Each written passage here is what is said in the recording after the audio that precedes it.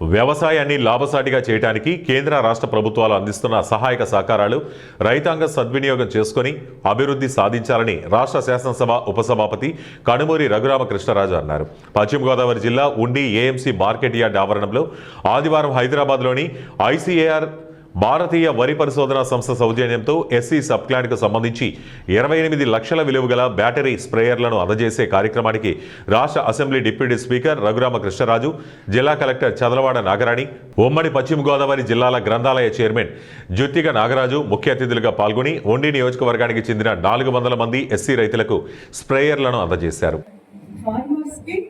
7,000 రూపాయల విలువైన battery sprayer ని వారికి అందించడం చాలా చాలా సంతోషించిన విషయం.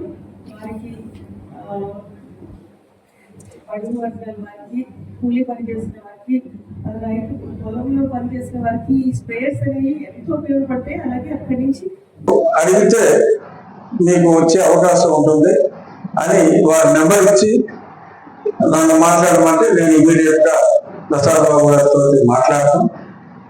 ఆయన తప్పకుండా చేద్దామంటే నేను మన ప్రతాప్ వెంకటేశ్వరరావుతో మాట్లాడి ఇమీడియట్ గా మనం ఫస్ట్ కమ్ ఫస్ట్ సర్వ్, మనం ముందే మేల్కొనకపోతే ఆ ఉన్న కొద్ది పరికరాలు వేరే నియోజకవర్గాలకి వెళ్ళొచ్చు.